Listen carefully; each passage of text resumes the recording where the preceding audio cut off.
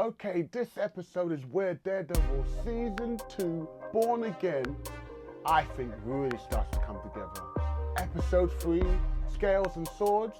For me, it feels like the show is finally finding its rhythm. The pacing is tighter, the character work is stronger, and everything just feels more connected. We've got a 24-hour race against the clock. We've got a real intense Red Hook sequence, which I really loved. And we get the classic Daredevil moral conflict. Right, my name is J.E. This is Dream and Be Reviews. Let's go. Wow, this episode I feel is starting to lay everything really nice, a really nicely finished brick wall. Personally, it feels like it's doing something for this, not just for the sake of setting up. I felt every scene was pushing someone closer to making a decision, which allowed, I feel, the episode to have momentum. I mean, you've got Matt trying to hold some kind of moral line. You've got Karen being even more direct and basically practical. And then you've got Fisk, again, operating as if he is 10 steps ahead of everyone else. And he basically is. I have to say, I really love the way the tension's been built up in this episode, allowing that no one feels passive and that even the quieter scenes, I feel, have something going on, that there's always something brewing.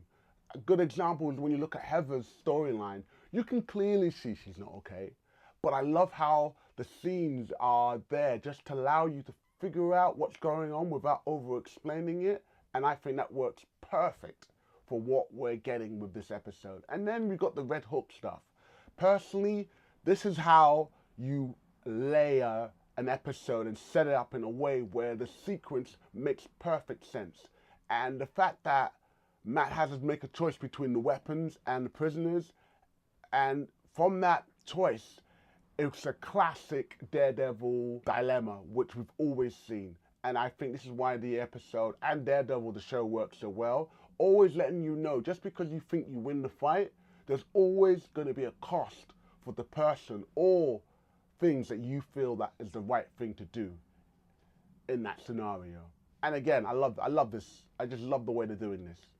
I have to talk about the fight scene that happens. For me, I felt it was so strong. It was gritty. It was messy. Another great one-er. It felt very improvised in the sense, which works so well for Daredevil. I love the Swordsman team up, where both of them are together. It felt very unpolished, unsuperhero in a way. It felt scrappy, and it just added to the idea that these two men are trying to survive a moment, which made it feel more exciting and raw in a sense. And then you got Karen stepping up and doing her bit, and when she kills, I believe she kills or shoots one of the officers there, I know straight away, and I remember the scene that cuts back to Daredevil, it cuts back to him and he's like, oh man, did you have to do that? But I just love that where, again, even in the midst of something that is important, getting those prisoners out of there, there is still these questionings being asked by Daredevil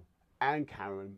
And I think I love how it can also asking you, the viewer, is this the right time or is this the wrong time? Or is there a right place for these moral dilemmas and conflicts that Daredevil is clinging on to or holding on to? The no-kill rule, those kinds of statements. And then, of course, Fisk will react in the way that Fisk does. Of course, how does he do that? By adjusting, by controlling the story and making sure he still has the upper hand. And for me, that's why I think he's such a great villain. I can't wait for him to become a super villain. He's someone that doesn't just respond emotionally, he's calculated and he recalibrates. And I think it makes his character so cool as someone who never ever seems to be losing control, even when it seems that it's all over. For me, yeah, I love this episode. I think this episode was solid. It feels so much tighter than before. It feels like the character dynamics are improving. And finally, the story and the journey is really moving forward. For me, the first couple of episodes I felt were working to lay the foundation. But this episode, I think finally gets to hit the actual stride and movement necessary for us to start to feel the weight of what a Daredevil show should be like. And that's going to be my thoughts. And so I should be asking you the question, have you seen this episode? What did you think of it? Did you like it? Do you love it?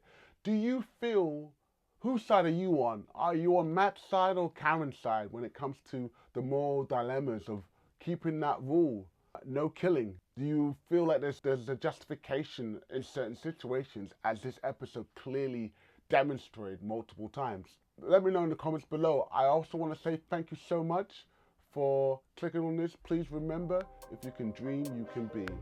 Peace. And don't forget, I've got some reviews over here of the new Invincible season that just came out, and I've got a review of some other movies that are just coming out over here. Thank you so much, and remember, if you can dream, you can be.